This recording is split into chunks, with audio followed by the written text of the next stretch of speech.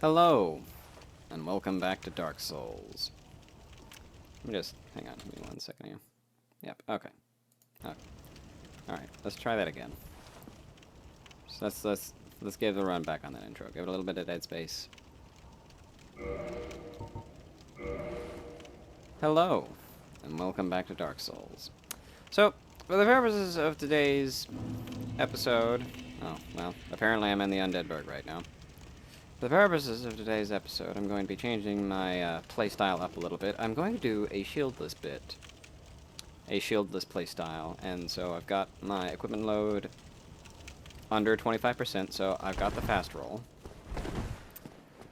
And so you may have noticed that I've forgone equipping my stronger soul arrows. And that's because I've got the Bellowing Dragon Crest ring. I went ahead and farmed to get this off screen, because that would be boring. It only took me like 30 minutes, because the forest is really good for that. So it makes my spell stronger, and so does the Crown of Dusk. So with those two things stacked, I don't really need anything like more right now. Like, I'll show you real quick. Yeah. These regular soul arrows, they're gonna do me just fine for now. They're gonna do me just fine for now. So, let's see here. Today's episode, we're gonna be conquering the depths.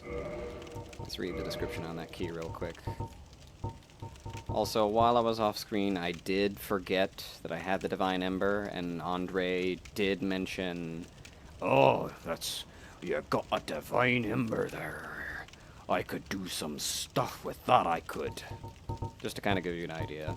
That was a terrible impression, and I'm sorry about that. Key to the depths. Let's see here. Those banished from the Undead Burg eke out their existence in the depths.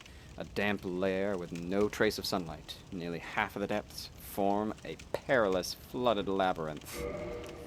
Oh, that sounds like a fun place. That sounds like a place I'd like to be. And hang on, I just thought of something. If you give me 1 second there. Sorry about that. Don't worry about that. Don't worry about that. Okay. So, let's see here. So, for the time being, I'm just going to be using this sword. And no shield. No shield. I'm not really doing it for any particular reason. Yes, you're right. The soul arrow, just with this gear alone, is pretty redonkulous. Hello there, friend. Hello there, friend. That's enough out of you. Oh, how dare you. How dare you not die to that. That's the kind of shenanigans, though, that you can... Oh, no, you don't. Stop that. But yeah, that's the kind of shenanigans you can get up to when you min-max your build like a motherfucker. Get that shit up. You know what? I should rearrange this a little bit. Here's how I always had this set up. That, and that. That's how I always had my stuff set up for the most part, unless I absolutely needed to change it. And... Pachoo! Let's see here. It's all good, friend. It's all good, friend. Thank you for joining us, though. Nope, that's enough out of you.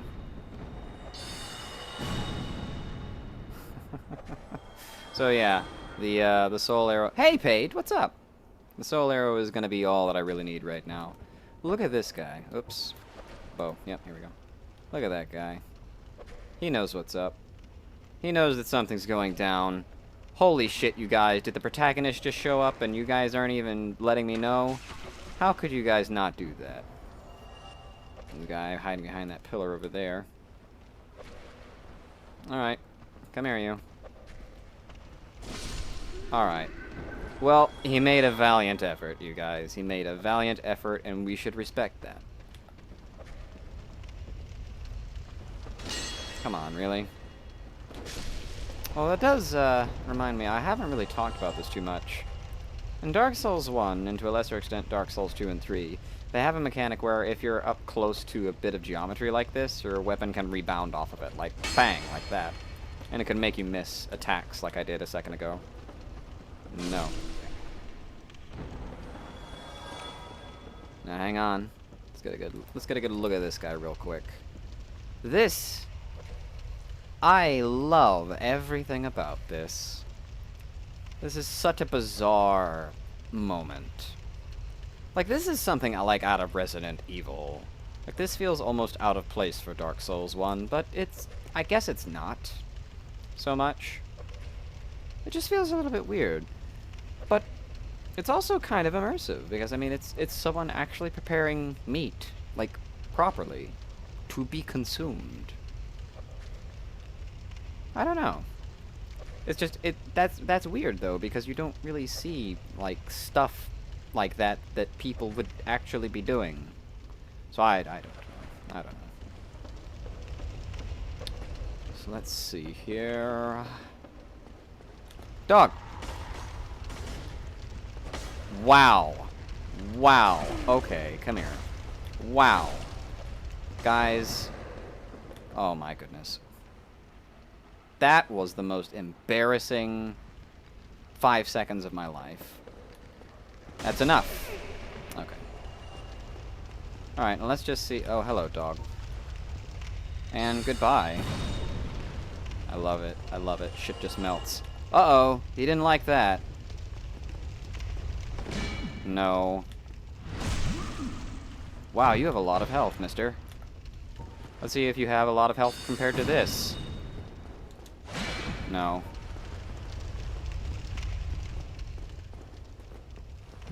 I should not have done that. Don't mind me, buddy. Ow, come on. Why you gotta be like this? Why does it gotta be like this, though? Alright, that's enough out of you. Did I just? Huh? What? No, I didn't stab his dick. So anyways, the reason you come down here is to get this shit right here. The large ember. Okay, so now we're gathering embers. Is that what we're doing? So we've got the divine ember, and now we have the large ember. Not really any lore to be gained from it. It's just like, yo, you can upgrade weapons past +5, which is what my Baldur side sword is. Fine, I guess I stabbed him in the dick. Fine, whatever. And fuck your table and your meat. Yeah. Okay, I stabbed someone in the dick. Sue me. Oh, hello, dog. Let me, guys, I'm gonna pet this dog. I pet the dog. Are you proud of me? You proud of me, Mom? Come on. Look, it's right there. Minuet, come on. It's right there. Lock onto it. God damn it, girl. Lock onto it. Okay, thank you. Fuck! Damn it! Oh, fine. Actually, hang on. Let me just put that. Let me just go and get rid of you. Get fucked, buddy. Pet. Dog. Now let's see here. I hope there's nothing, like, dangerous that could possibly, attack me by jumping down here to, fight me.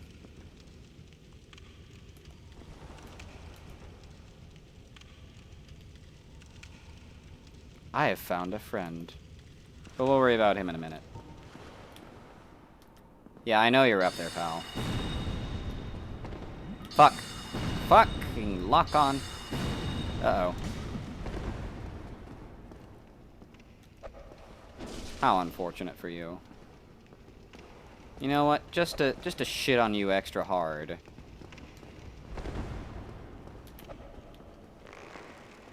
Pow! Yep, just to shit all over you extra hard. Just apropos of nothing, bust out the longbow and suck you right in the face with it.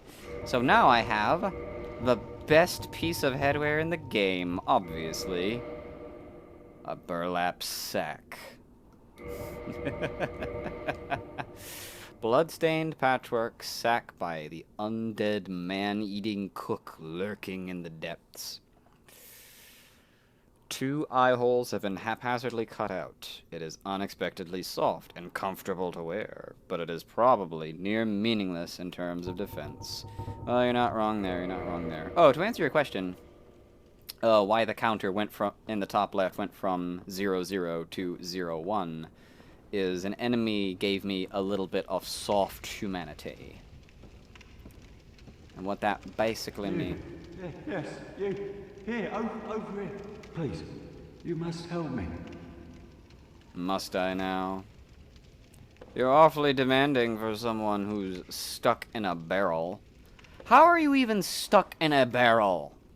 How do you manage that? Like, are you... like, it makes no sense. You know what? I'm gonna break every single barrel around you before breaking your barrel. I'm gonna make you watch. This is what you deserve.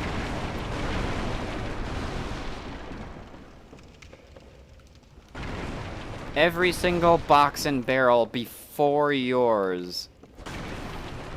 You sorry motherfucker.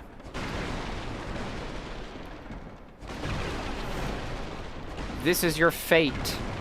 This is your purgatory.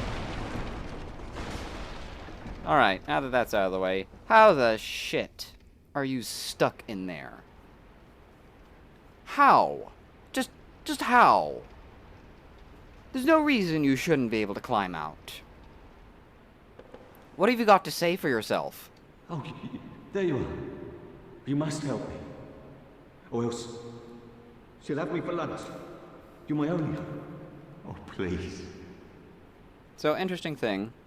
She'll have me for lunch. But let's see, if I look at the sack, it talks about,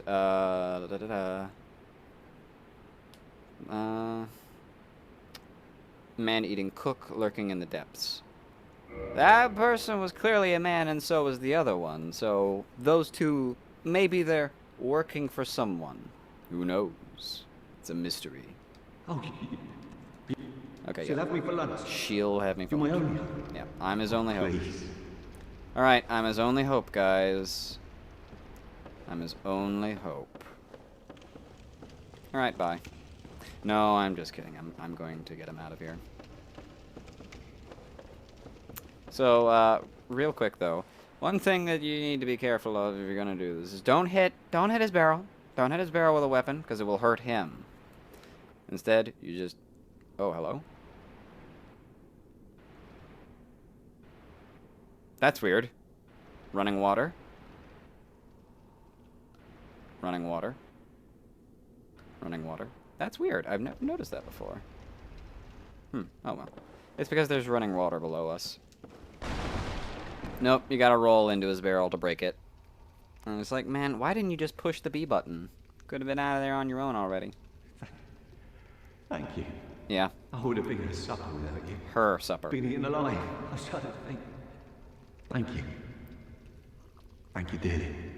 I am Laurentius, of the Great Swamp. I will not forget my debt to you. Laurentius of the Great Swamp. So one thing that's kind of interesting about what he says is, I would have been eaten alive, shudder to think of it.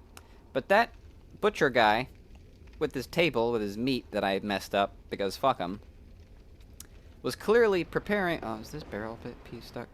Sorry, that was bothering me. That guy was clearly preparing meat. So, that implies they don't eat shit alive. But, you know, whatever. Oh, hello there. I'm fine, thanks to you. Anything else to say, Laurentius? Oh, hello there. I'm fine, thanks to you. Okay, you're welcome. So, that's all he's got for now. That's all he's got for now. Hup. Hup. Hup. Hup. Man, I love having the fast roll. It's pretty good. It's pretty solid. Pretty distinct. It's pretty useful. It's definitely the best way to go about doing a shieldless playstyle, which is, like I said, I'm only doing right now to show off an item. I wonder if there's some kind of trap. No, I'm just kidding already about this. Fuck, I keep doing that.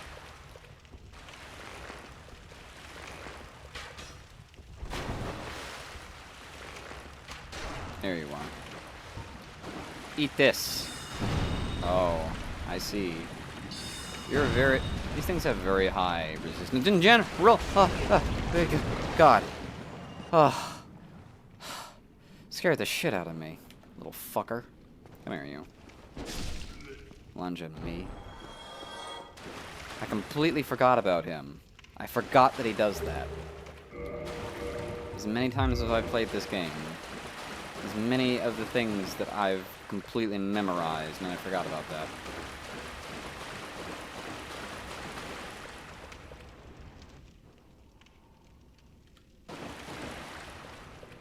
So yeah, these little slime guys, you don't really want to fuck with them. The best thing to do is just hit them with range attacks.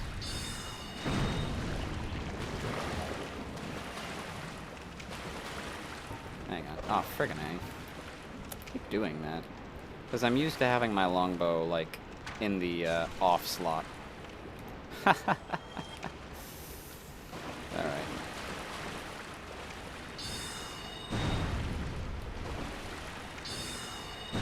Yeah, they drop down onto you, and they do a ton of damage that way. But they also have just really high resistance in general.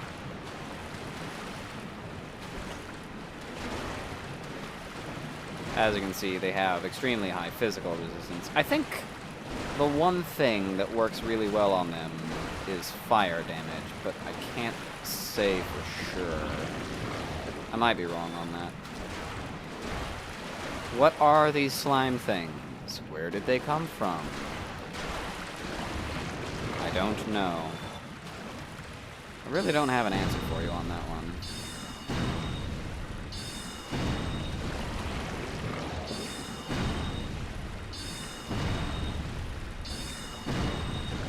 Alright, anybody else like to air their grievances? No? Okay.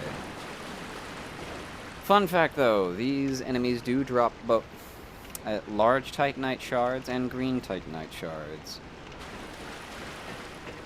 Green Titanite shards, I forget what they're needed for. I believe green Titanite shards are for magic and divine weapons.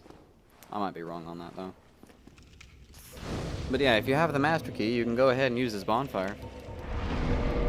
So once again, the Master Key is de facto the best starting item in the entire game. There's no reason to get anything else except for one other thing, pretty much. Okay. So now we are going into the depths. And oh my, look at what we get to deal with later. Yes, that's right, I'm talking about you. Particularly. Let's see. Oh, friggin' A, I keep doing that. So it's kind of hard to tell at this awkward angle. But as you can see there, he's straight up got a battle axe sticking out of underneath his eyeball. Look at it. There it is. So it kind of implies that this thing is big. This thing has been through a lot of shit. You know what? That's a pretty interesting gesticulation on your part. I've never heard it proposed that this giant rat could be the her that they were talking about. I don't think it is, for reasons I'll have to get into later. Speaking of rats, oh yes, oh yes. Oh yeah.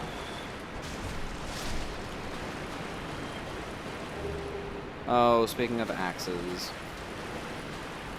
Let's see here. So, let's see. One of the guys, when I was off screen, did drop a battle axe, and I want to show this off. So, this is just kind of a thing that I've talked... You know what? Hang on. I've got to... These rapids, man, they're so loud. There we go. That's good. That's a little better.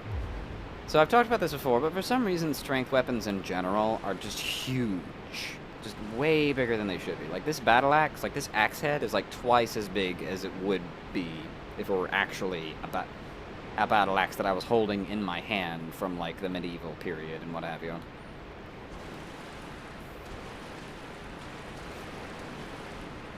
Oh, hello? Fun thing about the axes, though, as you can kind of see here, like there's, and again, this is just really good attention to detail on them. Like since the axe head is so big and heavy, it's really like all the weight is over on one side.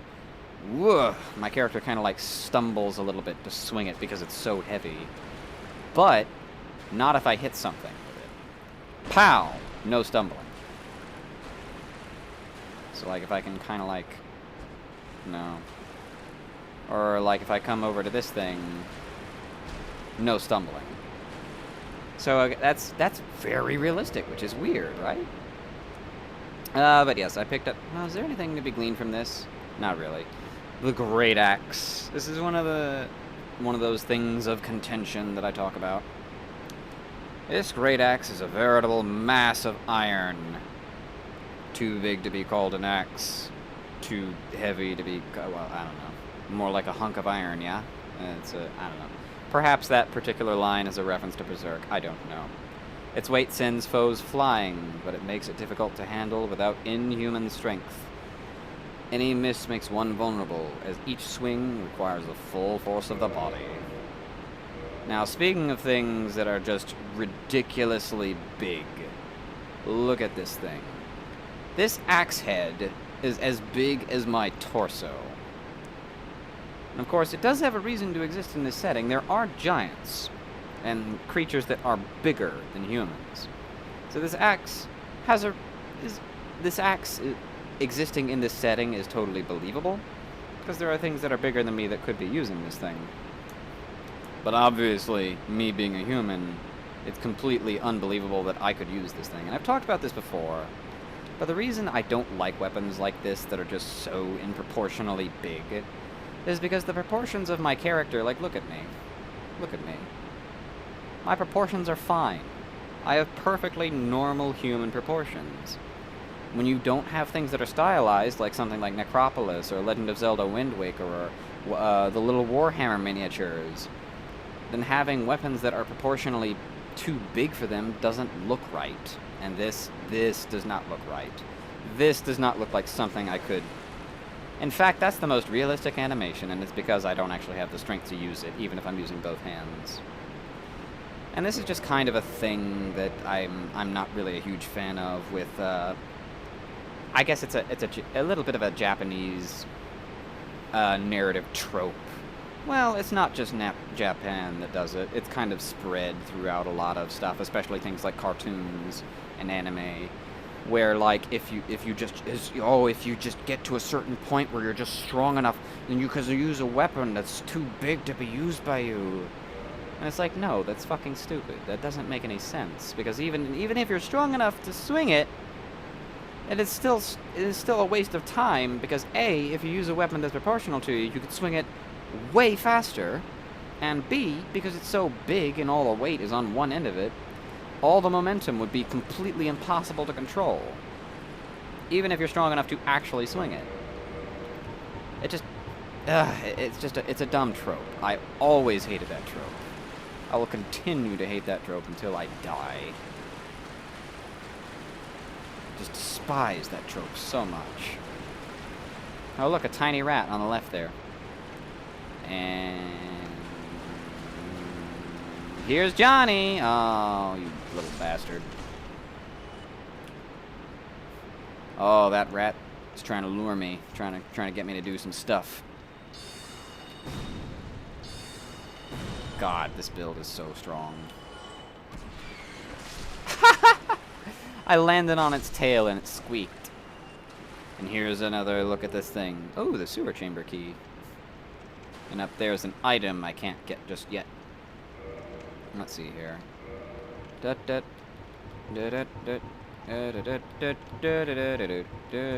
we go. Sewer chamber key. Opens the... Hello? Can you not? Oh shit, hello. I never noticed that.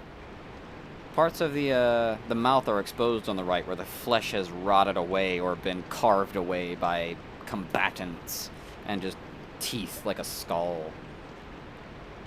Also, its eye is fucked up looking. So that's something. So you might be wondering to yourself, A, why are these rats huge? And why is that rat even huger? Well, there's explanations about that that will come into play later on. But back to this key. In any community, a few bad apples are sure to exhibit insatiable greed. If they are turned undead and banished to the depths, would they reconsider their ways? Use this key to see for yourself. Okay, very interesting. Very interesting indeed. Let's see here. So I want this here. Alright. I haven't really talked about it a whole lot, but this is kind of an interesting thing, the whole traverse the white light thing. Because there are times when it's just like leading you into another zone, and there are other times when it leads to a boss fight. And kind of like not knowing which one creates a tension in this game. And I thought that was always an interesting mechanic. So is this lead where I think it leads? Yes, okay. Yes, okay. Where's the mage?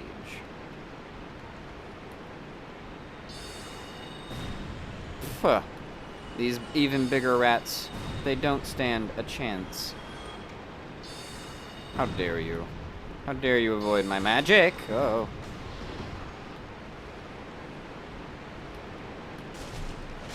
There we go. Oh. That one left the world. He doesn't like being here anymore. There you are. What are you doing over there? Hang on, let me just change this out. Let me just take that off entirely. Because this guy's a caster, so him casting spells at me and doing more damage with the Dust Crown on is going to be a problem. Oh, I see what you're doing over there. Ah! Come on. Oh, okay. Ah!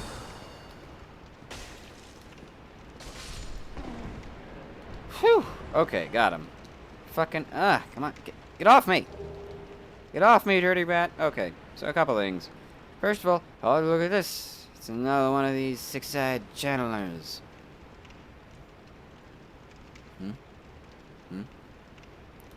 Oh, it's because, Dark Souls 1, it wasn't... They call them fog walls because they happen to look like fog. But they're not... In Dark Souls 1, they were always traverse the light. Oh, that enemy, the six-eyed channeler, when it dances like that, it's casting a buff. And the reason I needed to get rid of him as soon as possible is because, down there's a boss fight that he can see. And he will buff the shit out of that boss fight. And you don't want that. You really don't want that. Hello? Hi there. Goodbye, rat. Alright, now let's see here. Let's see if we can't... Actually, you know what? I think it might be worthwhile to retrace my steps for reasons. Let's see. So, yes, here we go. Make this jump real quick. Aha! Come here, you dirty rat. Now, let's see here. There's another dirty rat over here. So now, I'm practically lost because... Oh, that's a noise you don't want right there. Yep, there it is. That is a noise you do not want. But I'll worry about that later. And hey, check it out. It's our friend, the giant rat.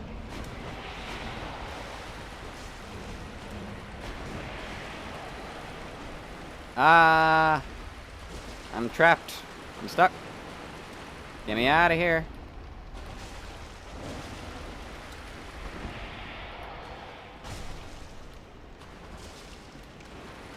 Got him. Okay. Well, that wasn't so bad. And he dropped humanity. Just like that other rat. How about that? How about that? Isn't that interesting? Isn't that something? Oh, for goodness sake. So let me see here. Trying to think if there's something else I should do over that way. I don't know. No, you know what? I think I'm good. Okay, so let me just take another look at the description for humanity. Rare tiny black sprite found on corpses. Used to gain 1 humanity and restore a large amount of HP. Black sprite called humanity, blah, blah, blah. Okay, found on corpses. So, you know it's found on corpses, and you know that it's something that makes humans what they are. Here's the rushing water sound that I've been hearing. So, that kind of explains why rats have them, and sometimes drop them when they die. It's because they're rats. They're literally eating corpses. You know what? I'm not gonna go get that item. That item is a spider shield. I don't need the spider shield. Actually, shit, you know what? The spider shield would be useful, come to think of it. Also, I'm done using this. I don't know why I still have this equipped. I can swap it out for something else. Swap it out for Havels and increase my... So let's see here. Half of that would be 40, so I can go up to 20. And still have...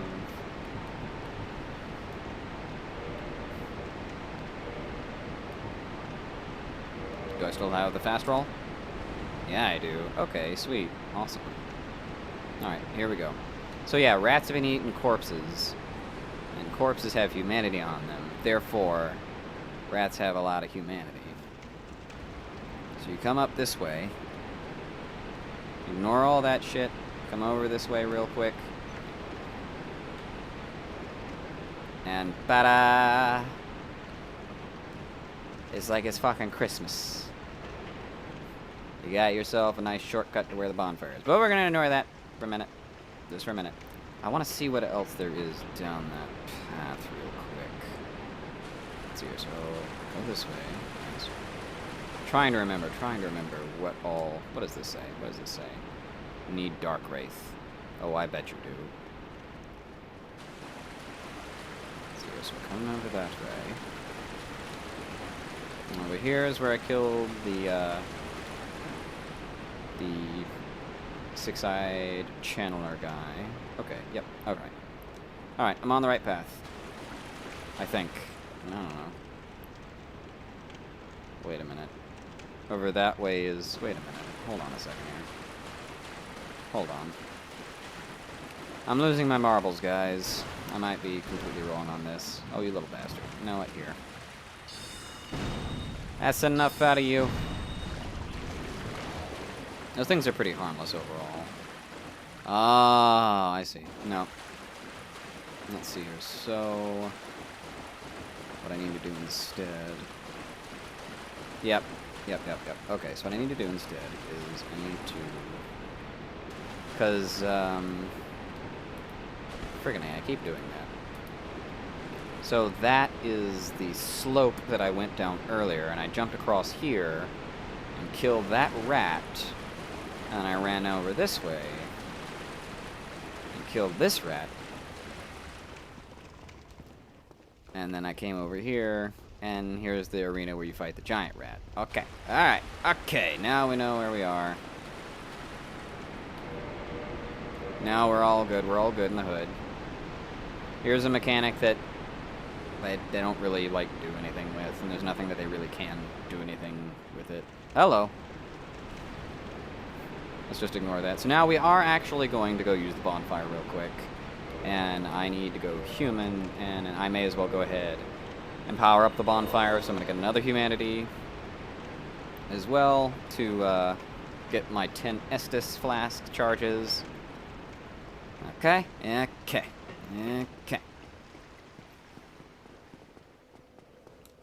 Oh, alright, now... Oh, hello, friend. You look awfully cool. Alright, so, now, leveling. Should I go ahead and get a couple levels? Yes, I will. And now I have 3 attunement slots. Ha ha ha ha! Alright, I'll go ahead and take this extra attunement slot and put... I guess I may as well go with Great Soul Arrow.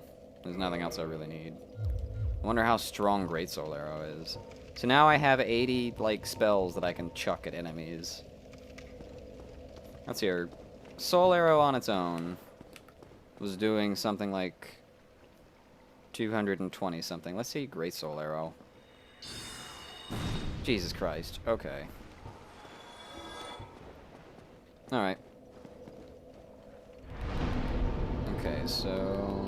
anything need repairing? No, okay, we're good. Reverse hollow.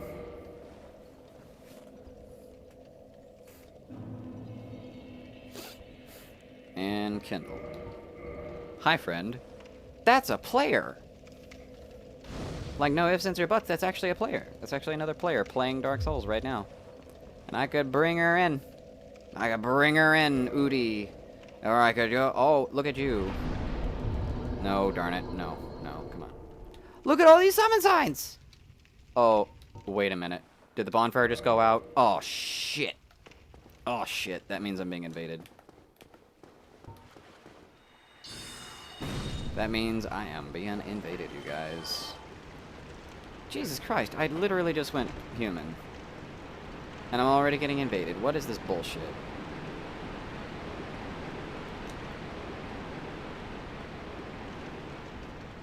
Okay, I'm gonna ignore that guy. Uh-oh. Hello. Ow. You dirty rat.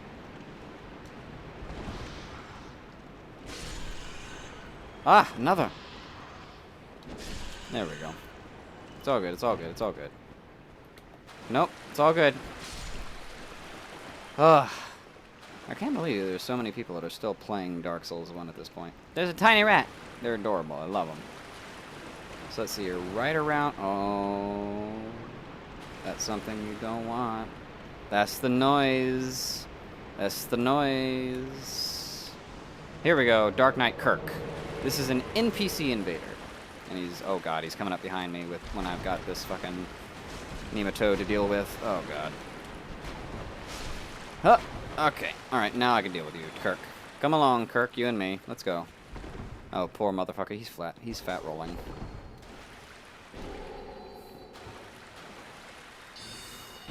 Oh my goodness, look at you.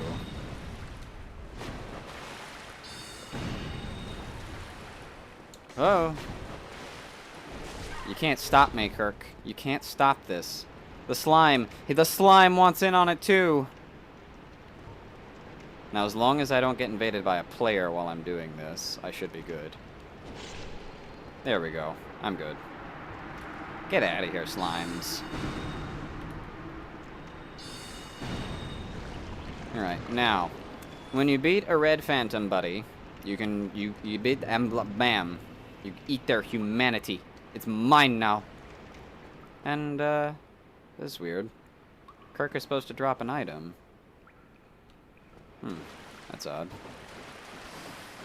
That's really weird. He's supposed to drop like one item every time you see him. And then at the end you can get his armor. Huh. I'm supposed to get his shield or his sword. But, yeah. I think like right there is where, you could drop in here early by accident if you fall down one of those pits up above.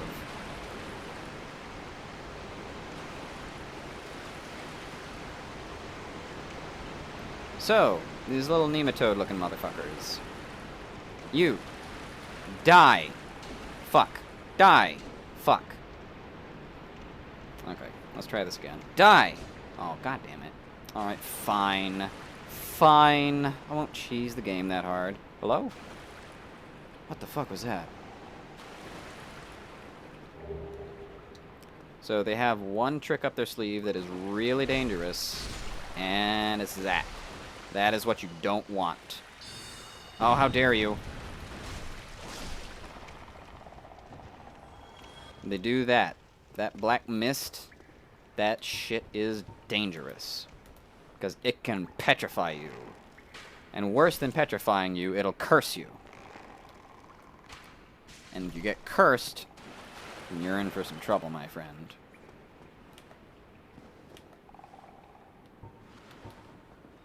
Bow. Bow.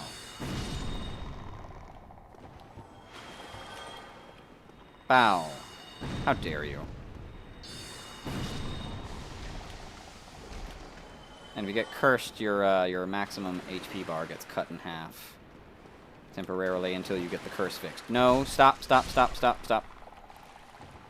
Okay, alright. Now there is one other thing. Oh, curse?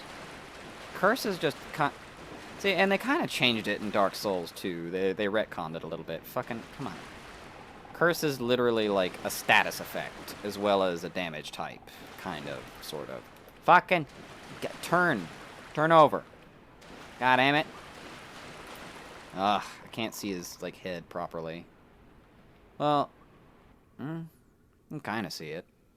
But these guys, that little dot right there, that's actually their eyeballs. This big shit, that's not their eyeballs.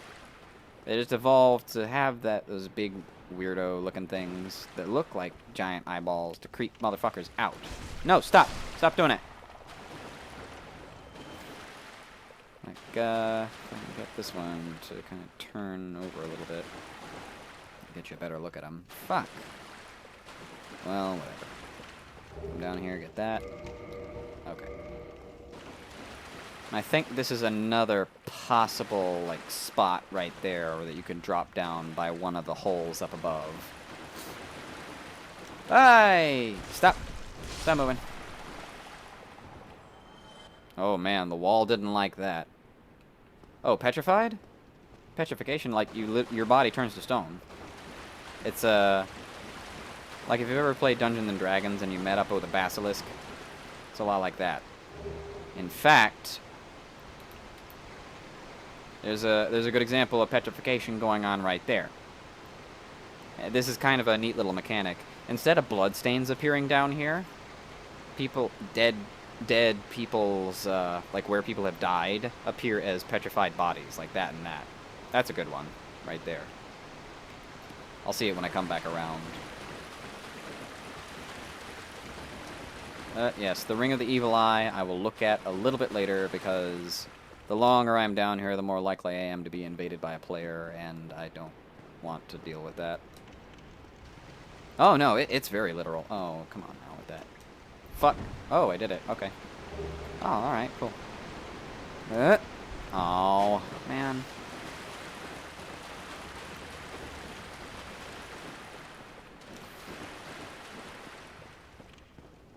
But yeah, these big bulbous eyeball things, they're actually eyeballs. If I drag one like up out of the muck.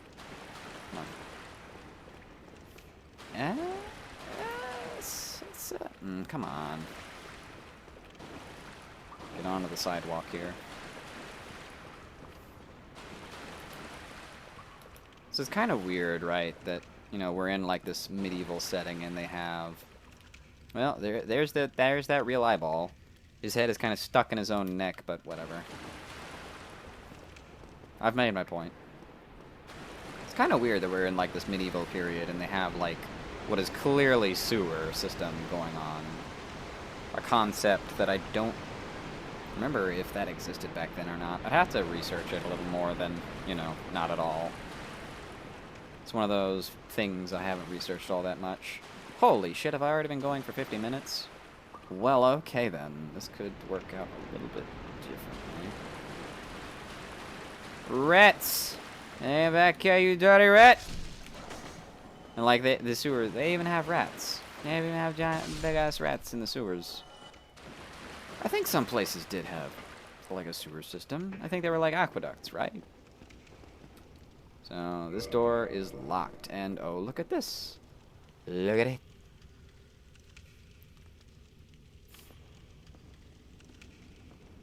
This guy's pretty interesting.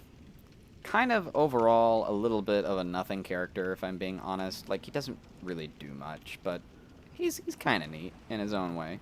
Hi, Shemai, and good day to you. I'm Donald of Xena. I'm just a peddler of sort. I adore trinkets and oddities, so I trade for them. So that's kind of it. He's literally just a merchant. Sells arrows and crystal weapons. And he has this armor set that's fucking super expensive. It's Strange helm, ancient land of Xena, birthplace of the curious dealer Domhall. And it turns out this is the armor that he's wearing. This helmet may look fucking goofy. Well, that is a shame, but no matter. No, not to worry. Come back again. I'm always available. Not a victory. Hold that thought, Domhall. Domhall, look out! Domhall, look out! I got it. You're safe with me, Domhall. Ugh. Okay. All right. That was really worrying. But yeah. So his helmet may look silly as hell, based on a real silly as hell helmet that existed, believe it or not. His armor, however, is quite garish. What with this this patterned cloak, capelet, and this gilded pauldron, and this assortment of silver, bronze, gold, and copper metals, and this gold or brass-handled dagger, and just all this just random shit. His armor is quite garish, in the green, and the purple, and the white, and the blue, and the gold, and the silver, and the gold, and the gold, and the gold, and the gold, and the brass, and the gold. You get the idea. It's quite garish. Oh, yes. NPCs can die. In fact, you can kill NPCs, and there are certain situations which... Well, actually, I don't know if that could have hurt him. I don't know if monsters can hurt NPCs like that. I've never actually tried. I've never actually... Hang on a second. Is there another slime around here, maybe? Rat, get off me. Hello? No, there's no more slime, so I can't really try it out. I was mainly playing that up as like a joke because clearly the slime was coming after me because I'm the player, and like me acting all like Domhall was in trouble here. That I was just fucking around mostly. Aye, shall I adore trinkets and oddities, so I trade for them. So another thing too is that you notice that this gets to be a pattern. You know, you have Andre of Astora, you have Solaire of Astora, Lautrec of Karim, Oswald of Karim, Rhea of Thurland, Petrus of Thurland. Everyone just, they come from somewhere. And this is one of the beautiful things about Dark Souls 1, is that all this just, it works as world building. It may be that this Domhall is the only mention of the land Xena in the entire game. But just that extra little bit and that funky greeting of his, I Shemai, just adds that extra little tiny bit of flavoring that makes you think that, hey, there's actually a world outside of Lordran. Doc Mitchell? Doc Mitchell didn't... It wasn't Doc Mitchell in dying in that one stream. It was Sergeant McGee. And that was a little bit of a special case. A very special case. But let's see what Domhall has to say. I'm afraid I don't see anything here. Is that it? I'm afraid I don't see anything here. I don't think he talks to you unless you buy stuff from him. I don't know. Well, let's see. What can I buy? Crystal weapons. They have really high base damage, really bad scaling, and they can't be repaired.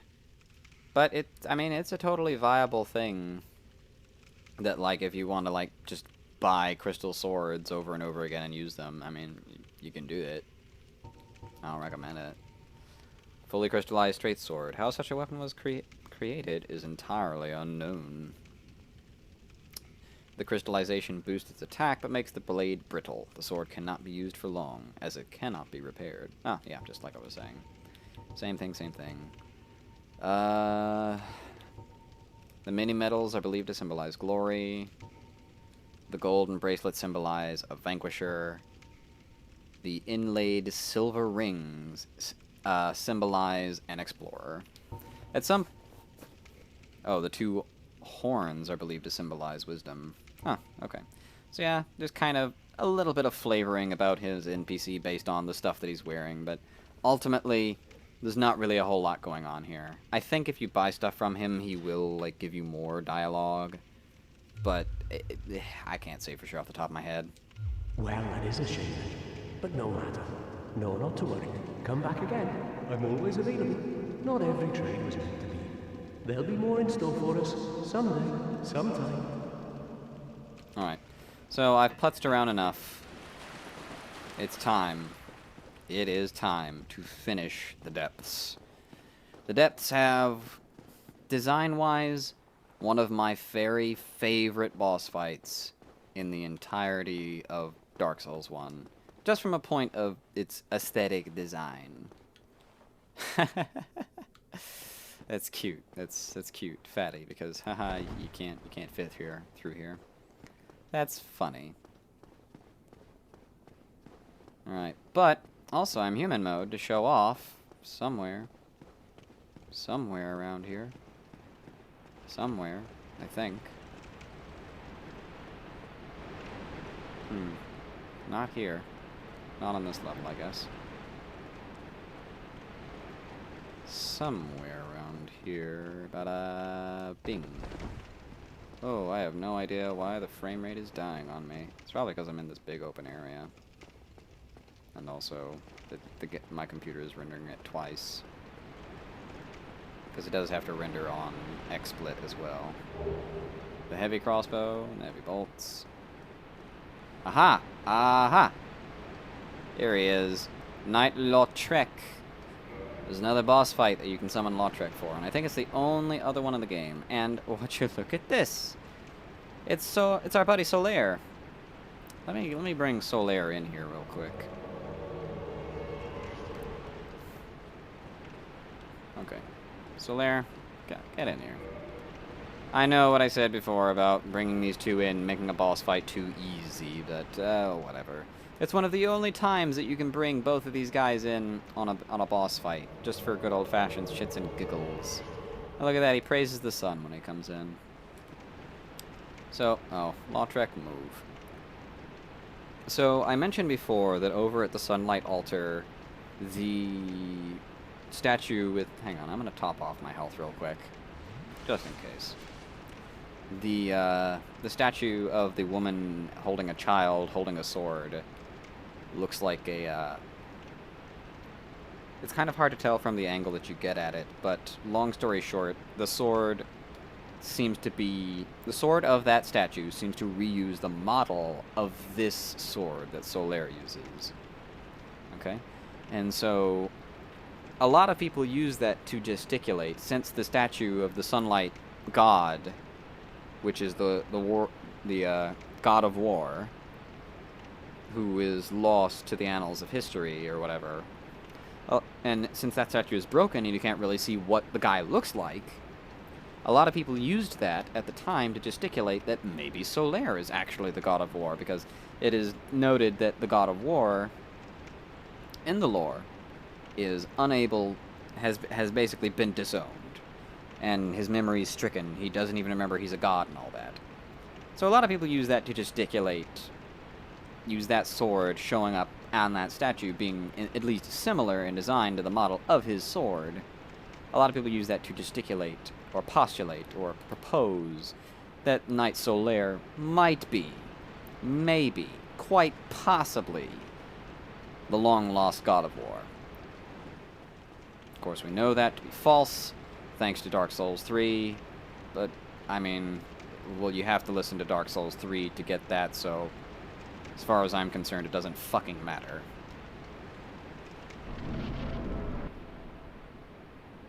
I love this cutscene so much.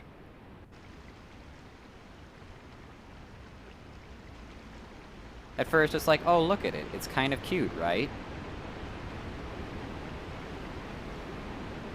And then, oh. Oh. Oh, no. It's actually some kind of Cthulhuoid-esque horrible monster. Like I said, just from a point of design, just the pure aesthetic design, this is one of my favorite bosses in the entire game. Yeah, yeah, that's a good reaction.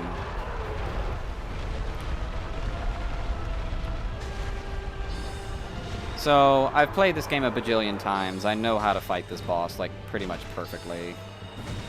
So when he's up on 4 feet like that, you just kind of have to stay away from him. And then he'll go down on 6 feet. No, he'll just do the jumping attack again. Look at that. Look at that. Its entire torso is fucking teeth. That's horrifying. But yeah, when he goes down on all 6 feet, you kind of want to get around the side because he's going to charge forward. So basically, when he's on all 4, he can rotate around better. But when he's on all 6, he moves faster. That's it. That's the gimmick. You want to get away from him when he's on all 6. Yes, the gaping dragon. Because it's just a giant gaping maw. Guys, look, I know it's cool to stand around and have this powwow, but could you please go do something about that? Ow, fuck. Yes, lightning, throw lightning. Oh yeah, do the thing. Oh, the grab attack! I didn't think I would get to see this. He does a grab attack, he grabs you, and like just gnashes you up between his fucking rib cage. It's awesome. I love this thing so much. Obviously, a lot of people make vagina jokes. I mean, you know, it's a little on the nose. But it's actually kind of intentional, to be honest. It is actually very intentional that if you'll buddy, will you cooperate for me? Will you stand up? Yeah, okay. It's very intentional that it is very purposely designed in such a way to emulate the shape. Are you familiar with the phrase vagina dentata? That translates to mean quite literally a vagina with teeth. Oh, there goes Solaire. That's okay.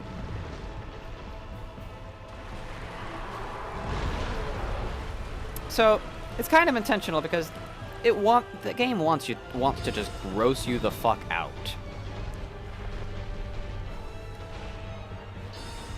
But it's also one of the... Oh, hello. The monster is actually approaching me now. I can't just sit here and talk about it anymore. Also, it is one of the bosses where you can cut off its tail to get a secret weapon. I'm probably not going to be able to do it, though. But yes, this seals the deal on one of the underlying motifs of Dark Souls, one of the hidden meanings of Dark Souls. It is literally turning your baser desires as a human being into a monster to come and eat you. Your baser desires like you want that, and then... it's... Oh, hello, come on now. Stop. Let's not be silly now. Stop doing that, please. Thank you. Oh, for fuck's sake, really?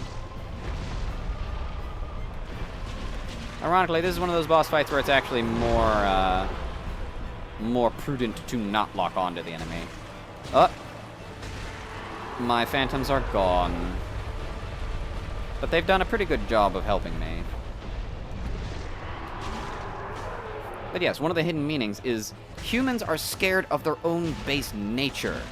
And that's one of the underlying themes of Dark Souls. And this design in particular helps seal that deal on that being one of the underlying motifs of Dark Souls. Because its mouth very blatantly is supposed to look like a vagina, except a horrible, nightmarish, eldritch, demon monster version of a vagina with gnashing teeth that'll eat you up and spit you out. It's supposed to imply, like, this is what you... supposed to imply that, what am I trying to say here? It's like, this may be what you want, but you have to be careful about that, because it could end up poorly for you, for one thing. But like I said, it's just one of the underlying motifs of Dark Souls is that people are scared of their own baser nature. That's why the Hollows basically act like fucking animals, is because it's in our baser nature to be that way. And we're scared of that. We're scared of our baser human desires. Okay, yep, that's enough out of you, thank you.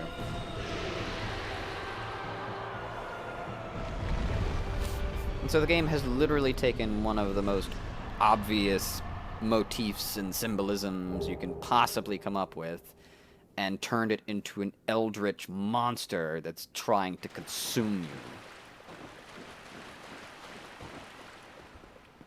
you. And here's where you find the hard leather armor. Let's see here. Will this keep me under 20? Yeah, okay. Yeah, yeah. Let's see here. What about... Nice. Now I look like a knight. And I've still got the fast roll. Awesome. Wonder if I can squeeze the helmet in on there, too. No, not quite. Not even the standard helm. I'd have to go down on something else. Oh, this is a pretty good look. I'm an honorable knight, obviously.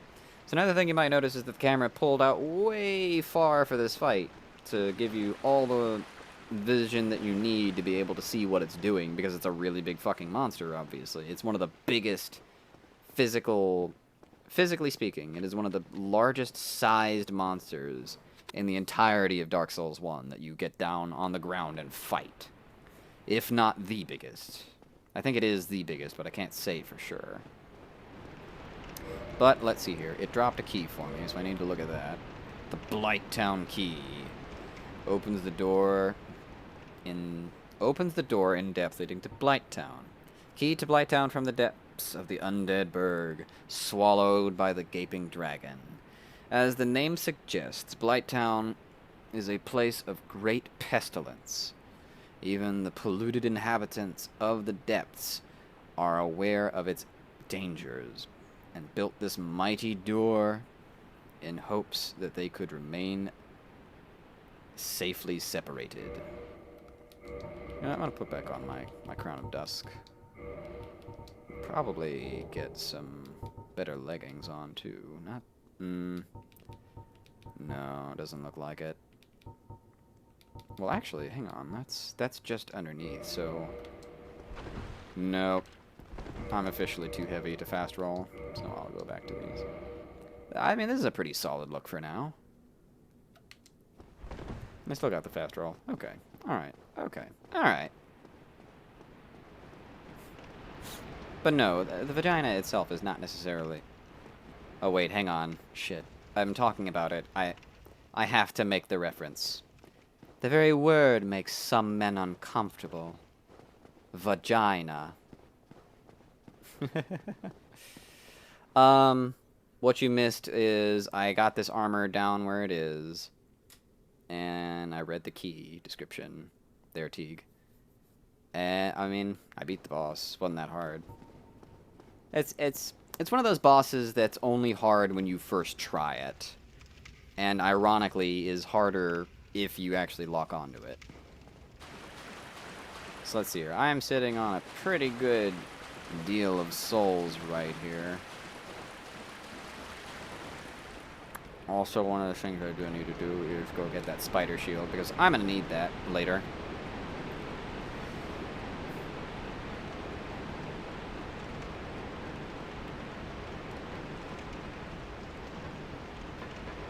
But yeah, no, the vagina itself is not necessarily one of the underlying themes of Dark Souls. It's, like I said, it's that humans are scared of their baser nature. That is one of the underlying motifs of Dark Souls 1. And they sneak that in with various shit like that. I should do some leveling. I should do some fucking leveling, you guys. But I don't know what I want to level. No, not faith. Not faith. No, sorry. Let's see here. Because this is a lot of souls I'm sitting on. I could get like 7 levels out of this. So I think what I'll do is I'll pump this up by 3, and I got 4 more sitting around. Okay, alright, that's fine. I'm okay with that. Yeah, alright, that's fine. And now I can attune more spells. Yeah! Yeah! Let's see here. Full control? Actually, you know what? Oh, I can't use it though yet. Not yet. I'll go and equip light. Cast light. Okay. I'm gonna go get that spider shield real quick.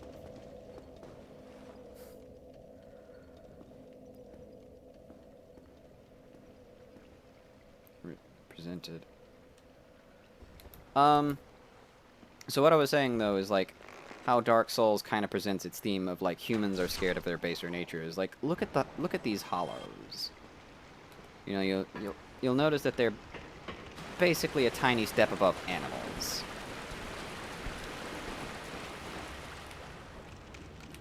Come here, you. Fuck. You. Come here. They are a step above animals. They flail around like animals. They wander around. They don't really know. They don't communicate anymore. They don't talk. They've lost everything that makes them human. And, you know, people are scared of that. They're so scared of that they, in all seriousness, they gathered up all the hollows they could and they threw them in a big-ass asylum so that they just don't have to deal with them anymore. Friggin' A, man. Come on. And like I said, it's in that kind of... Come here. Fucking... God damn it.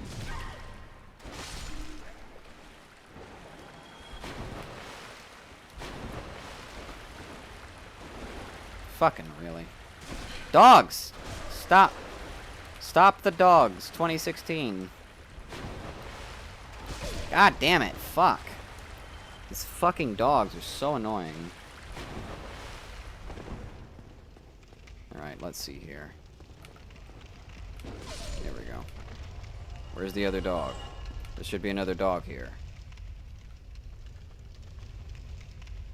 Oh well, fuck it.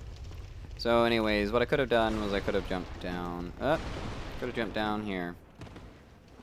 And this is where the giant rat was. And if I really wanted to cheese it... Oh, wait, how do I get over there? Wait, what? What? How do I get over there, then? Oh, shit. I must have it wrong.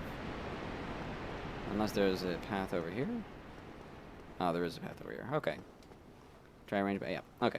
So yeah, if I wanted to, I could have jumped down here and just sniped the thing to death, especially with how powerful my soul arrows are right now. I didn't do that, though. I grabbed the spider shield, though, because it has 100% toxic damage blockage. Which is going to be fucking pretty useful when I get down into Blighttown eventually. But yes, like I was saying, one of the underlying motifs of Dark Souls is that humans are scared of their baser nature.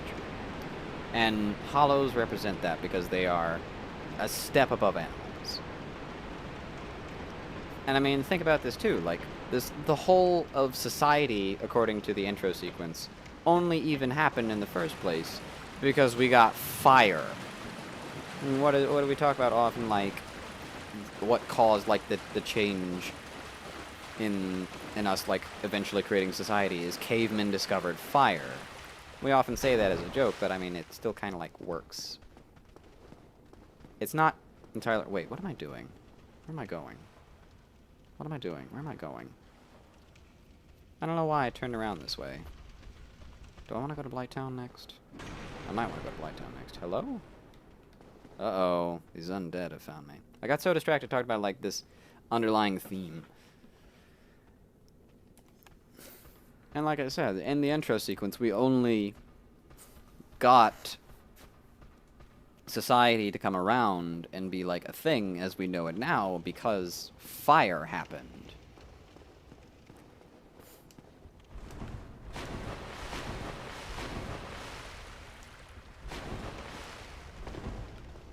What am I doing? Let's see, I'm trying to think, like, right now if I want to go through Blighttown the way the game wants me to go.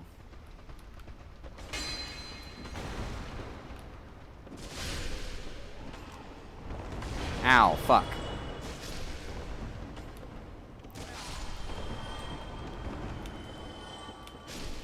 That's what they were doing up here. They were trying to get at me.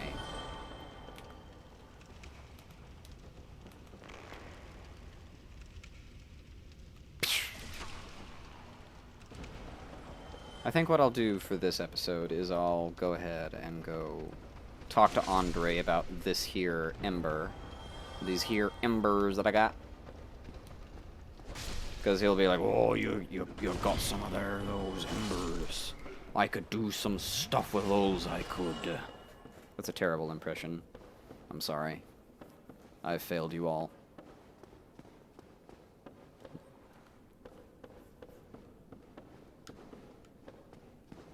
But yeah, I mean, like...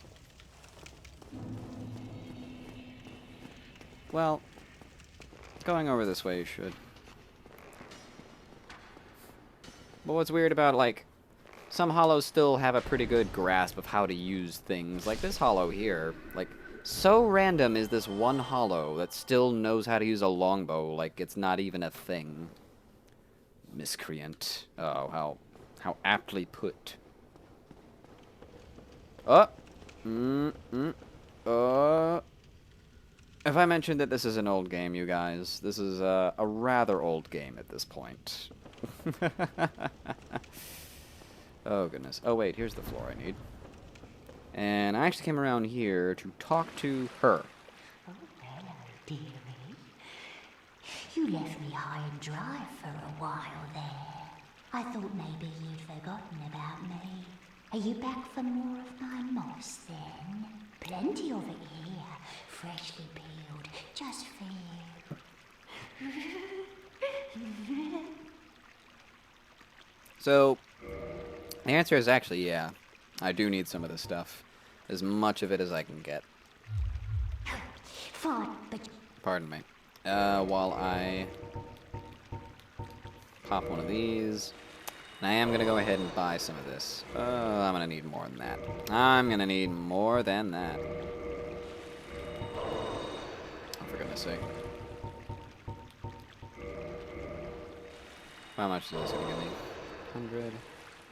So, let's see here. I will buy 2 of these. So I got 5 of those. And then I'll buy 2 of these.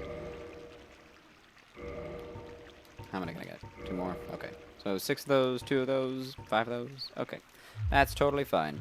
Come again, if you please. I like her. She's a nice lady. Alright. It's now... Well, you know what?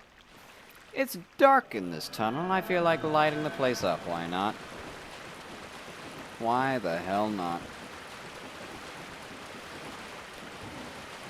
Because I just have this equipped for some reason.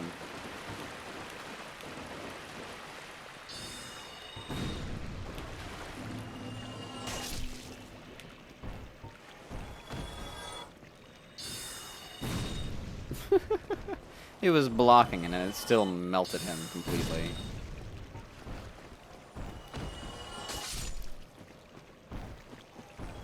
This is a pretty solid look overall. I like it.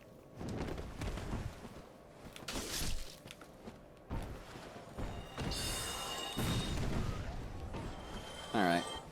Now, let's see here. Griggs, I've already bought all the spells from him, all the rings and things. Now, let's see here. Nothing new over there. Let's see if our crestfallen buddy has anything new to say. I doubt it. How did that old man make it back? Unexpected. But I suppose stranger things have happened. Oh, that's right, Laurentius. Yeah, I forgot about him. Hmm? What now? I'm not up for... Okay, so now he's all done on dialogue. What about Lautrec? Lautrec. Nothing new on you. You know what? I'm gonna see if Lautrec comes back if I restart the game real quick. This is one of the funny things about Dark Souls 1 is sometimes you kind of have to like kick the game to get all. Oh no! What? Oh, that scared the shit out of me. I thought there was an item there, and I thought like she was dead. I'm like, oh god. Hi, Lautrec. Oh, that scared the ever-loving shit out of me. God damn. Oh, hello. I'm considering a change of location. I have a rather pressing matter to attend to up above. That keeper has served me well, but enough with her.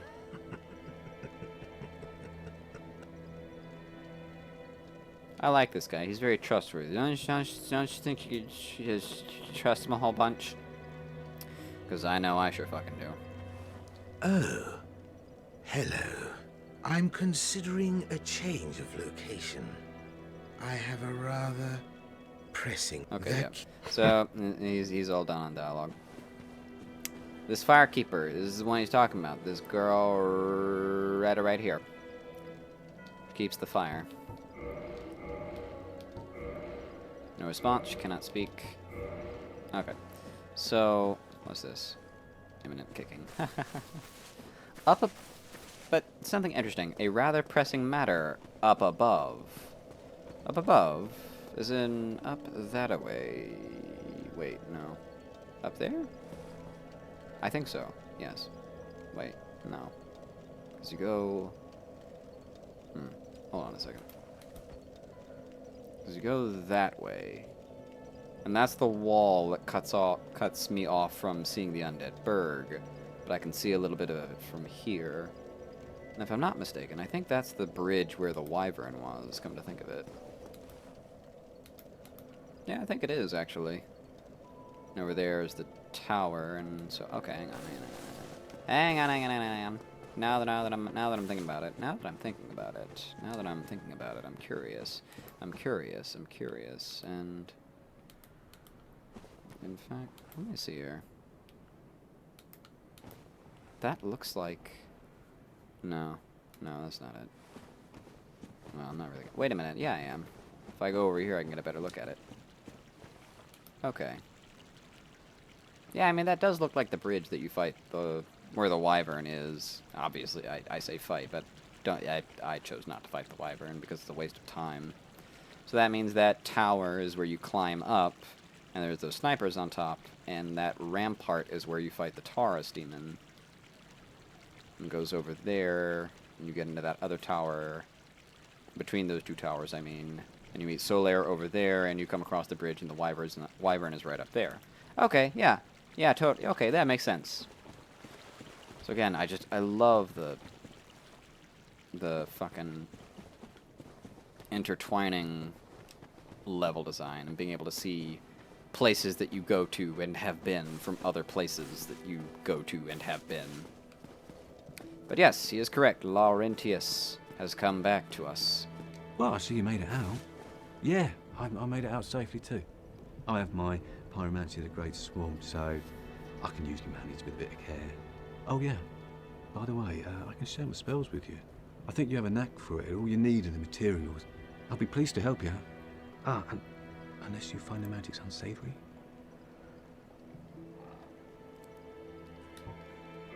Oh really? Well, that's a shame. But it's your choice. I'm on the fringe. Yeah, I know. Undead or not, that's who I am. I only wish that I could have repaid you somehow. Okay, I kind of messed up on that because I was a little bit confused. Oh, hello there. I'm pleased to see you safe. Oh, and if by chance you've had a change of hearts, I'll be pleased to assist you by sharing my spells. Okay, yes. Yeah, wonderful.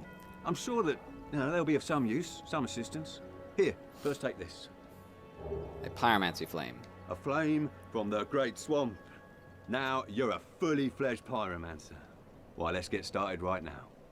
I love that. I love he's so excited about it. Now you're a fully fledged pyromancer. Alright, so this is the pyromancer merchant. He sells pyromancies, which are the third branch of magic in the game. The other two branches of magic that I mentioned are sorceries, which go off your intelligence, and miracles, which go off your faith. Something that you'll notice right away about pyromancies, though, they don't have any int or faith requirements. Well, now how does that work? Goodbye, then. Be safe, friend. Don't you dare go hollow. Oh, he cares. I like this guy. Laurentius may not do a whole lot for the story, but I like him. He's a pretty okay character. So I can go ahead and take a look-see here. It weighs nothing, by the way. But as you can see, also has no stat. requirements. Just 4 strength to be able to use it, which most character classes at the start of the game have anyways. But there's no int requirement, no faith requirement, no int scaling or faith scaling or any scaling of any kind. It's just a flat damage thing. And so that kind of brings you into pyromancy. Let's hear. Flame medium used by Great Swamp pyromancers. Pyromancies arouse the flame to produce the fire arts. Equip pyromancer to produce pyromancy. Equip pyromancer flame to produce pyromancy. Oh, no. Not spells weighing something. Catalysts. Catalysts and talismans have weight to them. But the pyromancy flame, it's literally just a fire, so it doesn't weigh anything. Oh, like, see, this talisman does have a little bit of weight to it. But, yes. Blah, blah, blah. Attuned most pyromancies have a limited number of uses. So just like any other spells, they have a set number of charges per spell equipped. But this is one of the things. The reason pyromancy is what it is that it takes no int and no faith required to use it, is because it is meant to be the thing that gets players to dip their toes into magic. Because in Dark Souls 1, there's no respecking your character. Once you have put stats into something, you have committed to those stats. So, well, obviously, unless you use some kind of fucking mods, like some sort of cheater. So anyways, so the reason pyromancy has no stat requirements is that means there's no stat investment. That is the whole reason. It is meant to get players to try out magic in the first place, to see if they like it, whether or not. Because if someone puts a bunch of points into intelligence and find out, like, you know what, man, like, this magic shit, oh, this is fucking boring, then they've already got those stats put away, and it's too fucking bad. Those stats will be there forever, even if you find out you don't like doing sorceries. But pyromancy, having no stat requirements, that means no investments. The only investment you have to make is you have to come back to him and pour souls, good old-fashioned souls, into upgrading the pyromancy flame itself.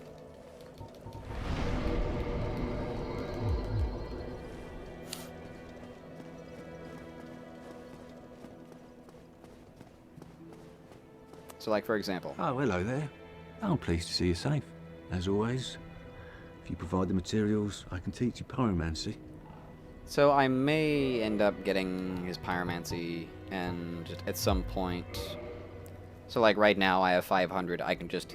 No Titanite required. Just pure souls. All it takes is souls to make the pyromancy flame better. Unlike in... Goodbye, then. Come back if you find anything new. Unlike in Dark Souls 2, where they added a different upgrade material, fire seeds, to upgrade your pyromancy flame, and Dark Souls 3, where they made it require Titanite to upgrade your pyromancy flame. Oh, to answer your question there, T, catalysts are just the sorcerer's implements, whereas talismans are the faith implements to cast miracles. Sorcerers use catalysts to cast their sorceries. And pyromancy flame, well, obviously you use that to throw pyromancies. So let's see here. Oh, another good thing about, like, pyromancy having no stat requirements is if you want to do a build that's either just low level, or like if you, because there's no stat requirements, there's a whole lot of points that you can put elsewhere if you want to do a build like that. Oh, hey. So that's a cool mechanic that I get to talk about now. You've already seen me ring the bell up there on the hill at the Undead Parish, ring the first bell of awakening after I beat the bell gargoyles. Fun thing, when other players do the same thing in their worlds, as long as I am in an adjacent zone or even in the Undead Parish itself, the bell will ring in my world. And I get to know, like, hey, someone just beat the bell gargoyles. That's a really neat mechanic. It doesn't really do much of anything, but hey, it's novel. It's cute. I like it. Oh, hello. Miracles, Let's see here. Come again. Yep, so he has nothing else new to say. Dude, yeah, no, I fucking love talking about Dark Souls. I could do it all day long.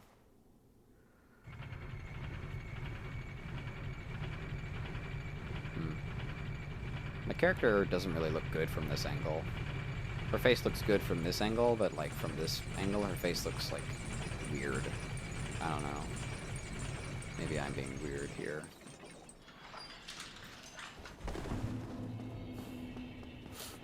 Alright, so now certain things are about to trigger.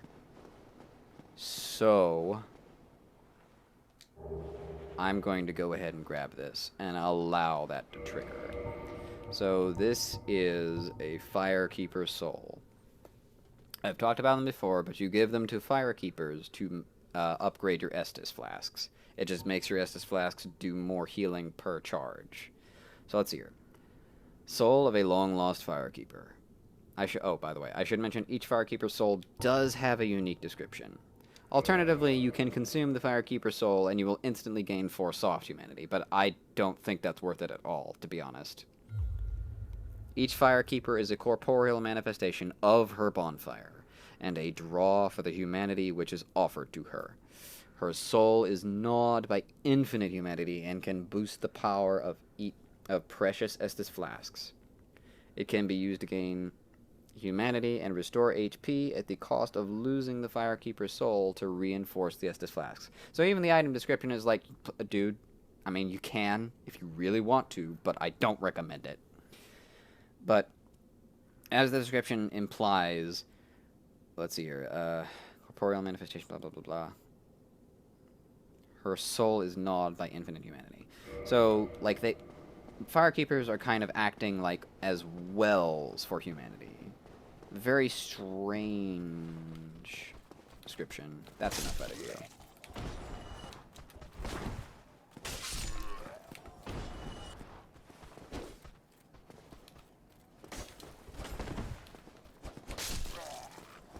Alright.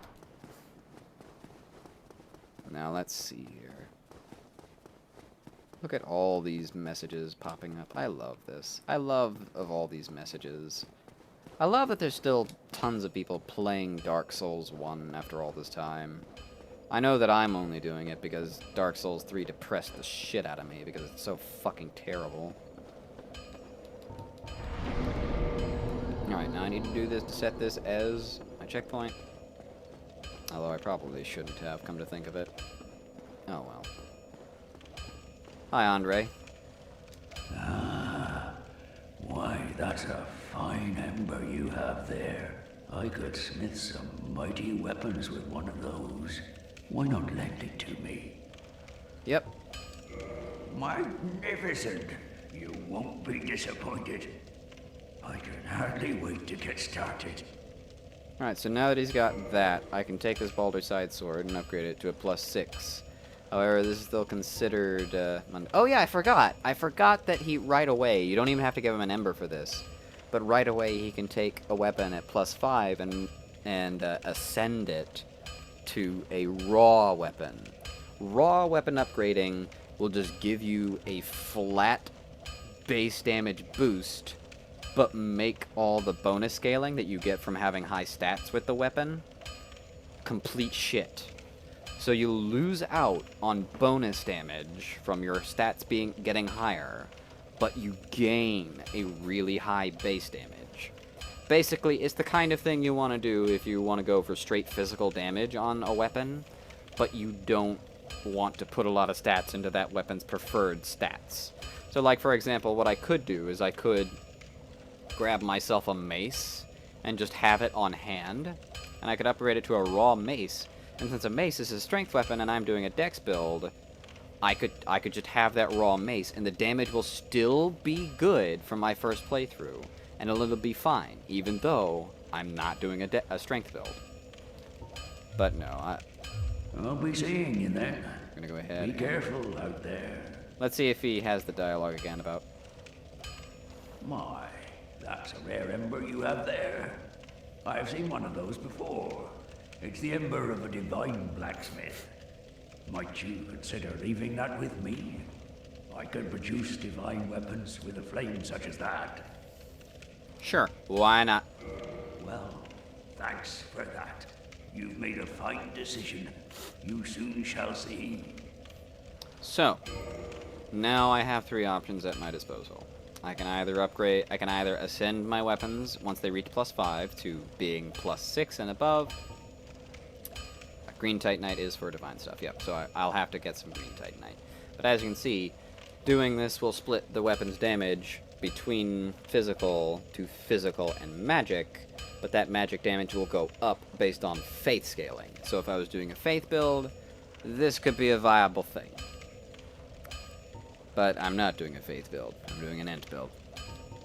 So I am going to go ahead and upgrade my Baldur's-Side sword to a +6. Done and done. Let's see here. So I just need large Titanite for this. Do I have any regular Titanite? Don't get yourself neither. Okay. You know what I think is a good idea? You know what I think is a really good idea? I mean, I need souls, don't I? I need souls, don't I? I'm gonna eat these soul items I have real quick. And then, just for good old-fashioned shits and or giggles. Come here, you fuck. That's right, I'm finally gonna fight this guy. Oh man, my spell is not close enough. Oh, come on, I gotta get closer. Wow, okay.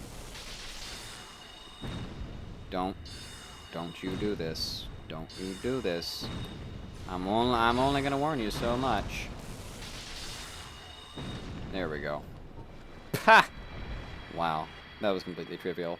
Now I get even more item descriptions to read. Oh, yes. I love it. I love it. You love it. Reinforce +5 weapon. +5 reinforce. Weapons born from special souls. When the nameless blacksmith deity passed, from several slabs great beasts arose. The power of Titanite remains within them, and they still roam Lordran today.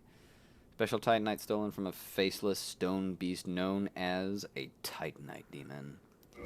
So these creatures, it is said that they literally rose up from the Titanite slabs, which were created by some kind of divine smith that created the metal. Well, hello again. Okay, so let's purchase some 6. Oh dear, let's start with 4, and then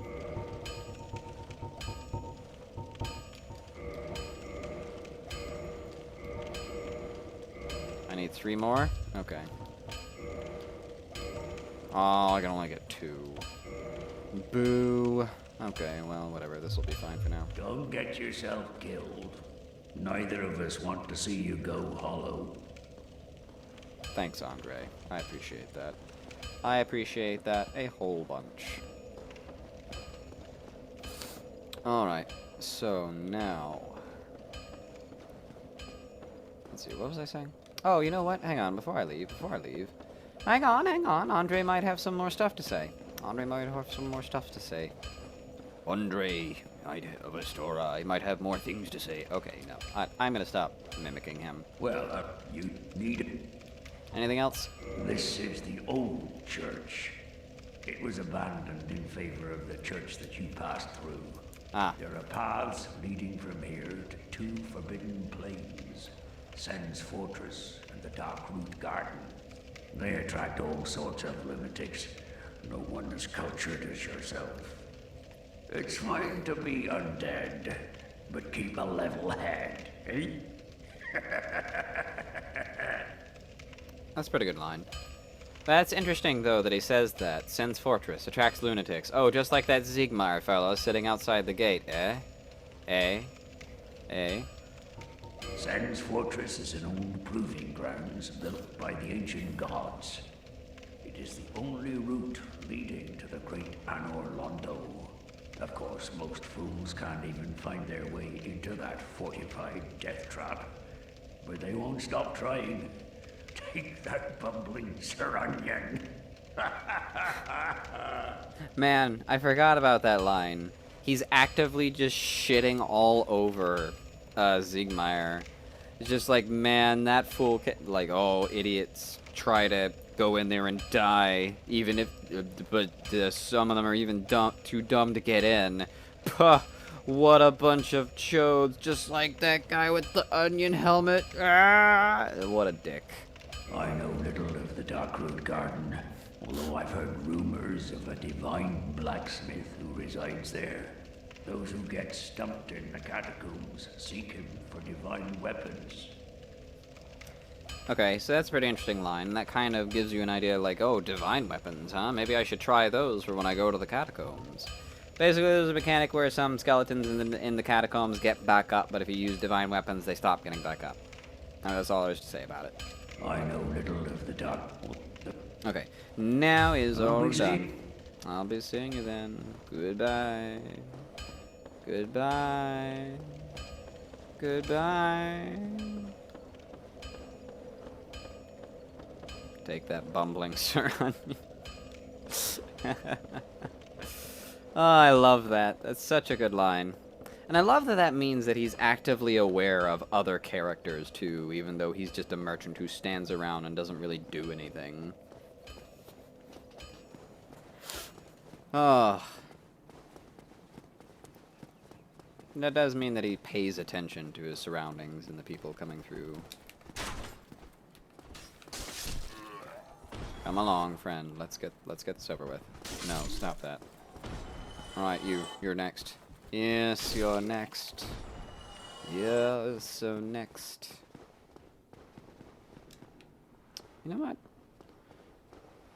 I don't really paid much attention to these statues before, but now that I'm like sitting down and thinking about stuff, statues are kind of interesting.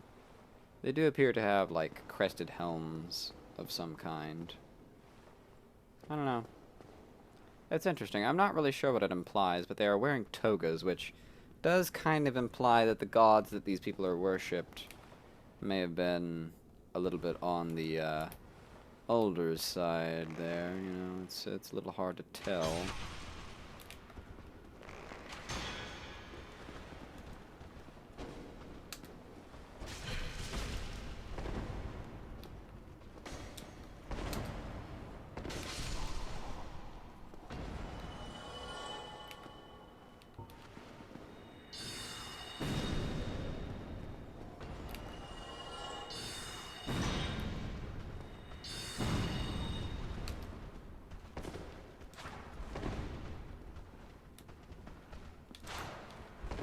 Oh dear.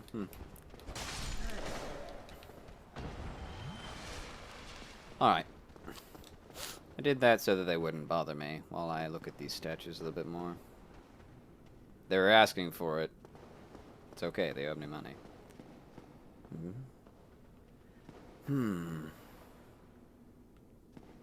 But that is something else that I was going to talk about, is, for a video game, and I don't really get to say this about video games very often. This message is floating for some reason.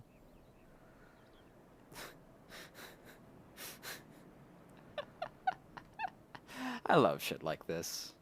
That's quite silly. Okay. Okay, but it was like I was saying, for a video game, and I don't really get to say this very often about video games, Dark Souls really understands framing.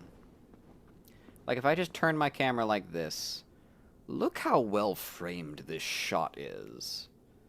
You know, even for, like, a video game, or even if I, like, come over here. If I were approaching from this way, and I just look at this, like, those hollows are moving around upstairs. Look how well framed this is. It's a game that understands framing very well, and you don't really get to see that a lot in video games. Unless you're talking about cutscenes. And it's so strong. It's so good. And, like, even in the cutscenes that the game has, the framing is typically just super good. Oop. Alright, now, let's see here. Petrus, you got anything else to say? Oh, hello. Miracles? No, nothing else. Come again. Alright, now, if I recall correctly, the thing that I am thinking about has still not happened. Okay, hang on. Give me 1 second. Give me 1 second. Alright, time to stop playing. Good night, everybody. No, I'm kidding. I'm kidding. I'm gonna try and fire this shit back up one more time. The fire. What? What? What the heck? Am I wrong about this? Am I missing something? Hold the phone. Lautrec? Lautrec is gone. Alright, well. While I'm here, I may as well go ahead and reinforce my Estus flasks. Estus flask. Alright. So. What? I think I'm going... Wait a minute. I just thought of something. Z? Hang on, I want to look. I want to see. No, okay, never mind. Okay. Alright, well, next time we will go... I'm going to go back through the depths, and I'll start from there.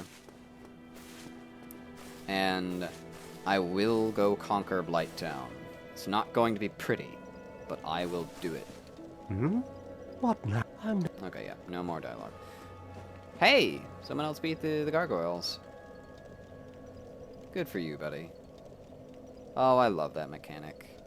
I love it so much. Alright. So, with that out of the way, next time, like I said, Blighttown is up next. And the second bell of awakening will be rung. Be there, or be square. Thank you for watching. Thank you, and good night.